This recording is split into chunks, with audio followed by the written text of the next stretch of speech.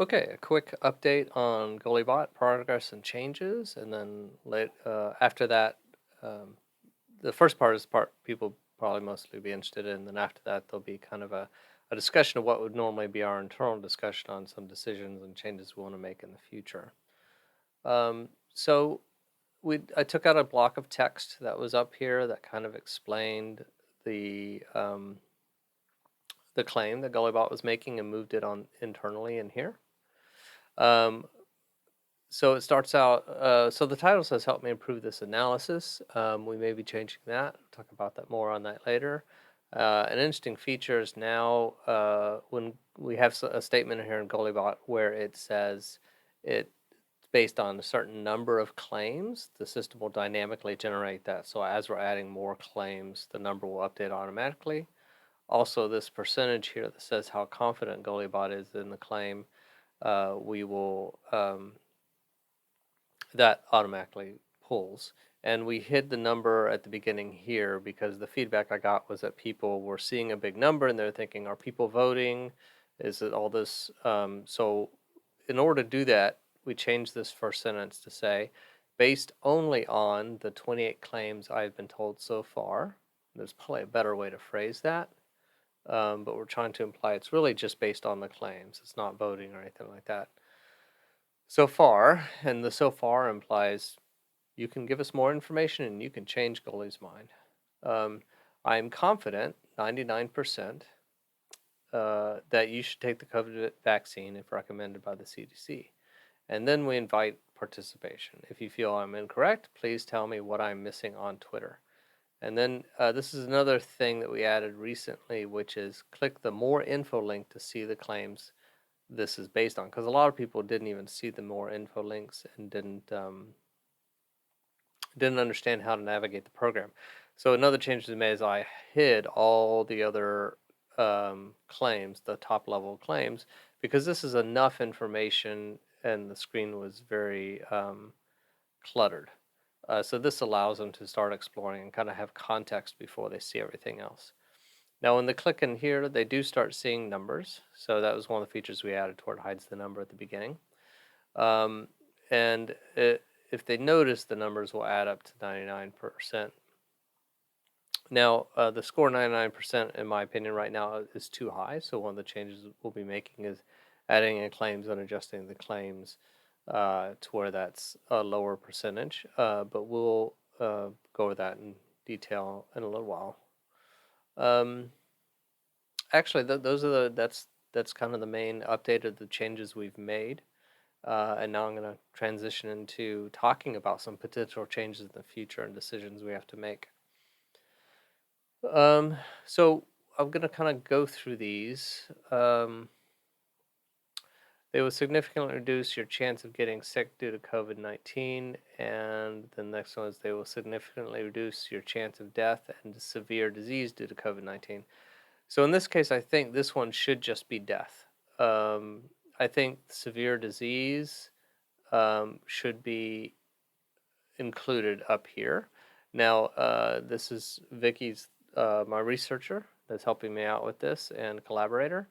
So Vicky, I think you may have changed this because that's kind of the way it's phrased in here. But what we want to do is not adjust our claims based on what the evidence, have our claims be as broad as the evidence that they're pointing to. We're pointing to a claim within that evidence. So either find out what this is saying about the death rate and just include a quote or information about that, rather than broadening our claim and potentially overlapping with other claims. That may not be why you did it. Maybe we had that in previously, but what I'd like to do is have this one focused on death, and you could probably find a sentence in there that talks about specifically the death and not other diseases. Um, uh, if they don't, then we need to find some data that's specifically about death and not just hospitalizations. Um, anyway, so I'd like to focus that one, narrow that one down to just death. Let me know if you disagree.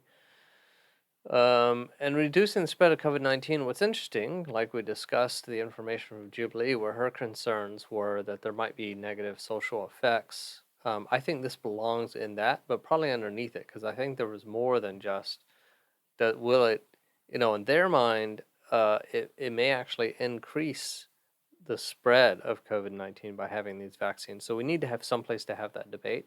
So I would move this one under there might be societal repercussions for large scale vaccinations, and then have that debate about, and then we would say whether it does reduce, but that'd be one that could be flipped. So if they provide evidence that it will increase or reasons why it will increase, like even though it reduces the chance of infections, and we'll probably have to break this out. So reducing the spread could be broken down into several components, like the chance of, if you have the disease, what's your chance of giving it to someone else when you have the vaccine? Is it higher or lower? But then also there might be behavioral changes. So even though you have a lower chance of transmitting it, if you're in there and exposing yourself to more people and we lower all these requirements, then the net impact could be an increase. So I think what we need is something to say, there might be social disadvantages, would be the question. Then, of course, we'd rephrase that based upon our conclusions of the data. But also, I would break the reduce spread, break it into when infected, you're less likely to spread it. And then separately, that'll leave us room for the claim of whether or not it is.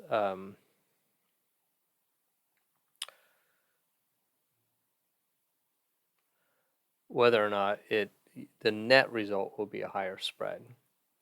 Um, and those could either be next to each other or they could be combined underneath maybe they will reduce the spread of COVID-19. And under the more info, there's the question about, and then this one's about infections do occur in vaccinated people, but they appear exceptionally rare. But that's not saying anything about the transmission rate when you do get it. Now, technically, it reduces the transmission rate because you have it, um, uh, because you're not getting it. I'm sorry. So if you don't get it, it reduces the rate. But also, what's the rate of you giving it to someone else if you have it? Um, so we need to probably add to this one the rate of transmitting it if you do have it, and then also some statement about the concern of if you're less likely to get it, but oh well, and then add the concern that what if people are more cavalier in their attitude because they're vaccinated? Does the net extra exposure counteract the fact that you get it less often, and if you have it, it's less transmitted? Or if you have it, is it more likely that you're going to have an asymptomatic transmission, which I don't think is true, but that's what some people are claiming. So we need to find evidence for that, um, and say it explicitly. And then the negative side effects from the COVID-19 vaccine. Some of these, I think they are flip flop. They're the wrong color. They're on the wrong team, the purple or the orange team. So saying that they're not FDA approved. The COVID-19 vaccines are not FDA approved is a true statement. So it should have its full weight. But right now it's a myth because it has one against it because it's a purple underneath an orange. So I think what we need to do is actually just go ahead and say that. So this statement saying that the fact that it's not approved is not as important doesn't belong underneath it. It belongs next to it. So it counteracts it. But it doesn't actually. Right now, it's making this statement false, but the statement isn't false. It should be either lowering the priority or it should be battling against it by being next to it in the tree rather than underneath it. So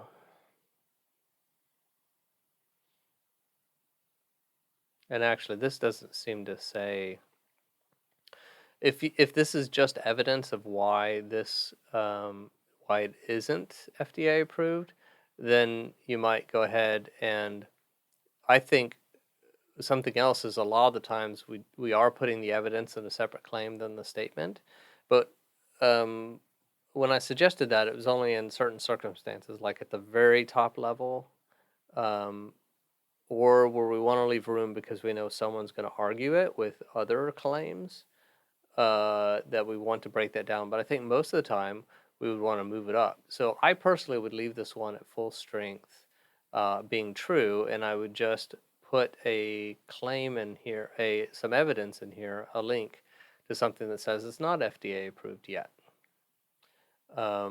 So then that one would have some weight, which would then lower the total score from 99%, which we really don't want it at 99%, because it's not accurate to say that, well, it may or may not be, but I think right now we're overstating it because some of these are that way.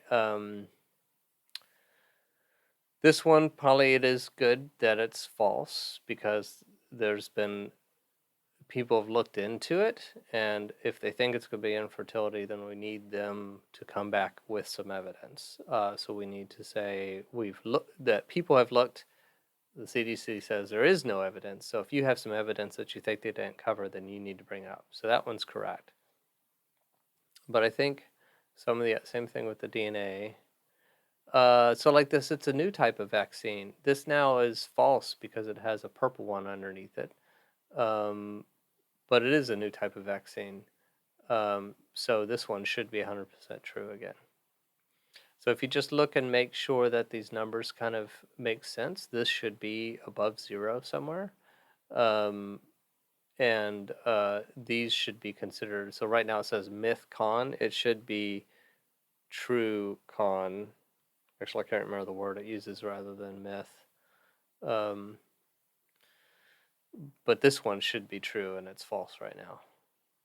And then so let's also consider moving some of the evidence up. So, and I don't know if I covered this a second ago, but they've not been through long-term trials. They haven't been through long-term trials, so this one shouldn't be a myth either. That is an actual negative. Now we can say that the fact that it hasn't been through long-term trials isn't that big of an issue, but then we fight that under its importance. But right now this is making it false. It's not making it less important. To make something less important, there's a setting to change it from confidence to relevance. There's a drop down there when you're editing.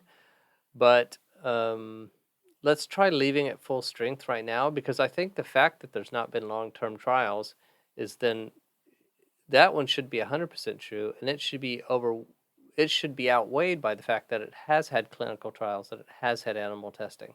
So we don't need to put evidence underneath it that's taking it down, because it's being weighed in an argument in another place. So these, the reason why it hasn't been through long-term trials isn't that big of an issue, because at least it's been through some testing, all the testing that's available, and it should be of some concern that we haven't had long-term trials. That concern just needs to be taken into context. So that's what I have on potential changes. Have a look at it. Let me know your opinion and make any updates that you agree with, and we can discuss the other ones. Thank you.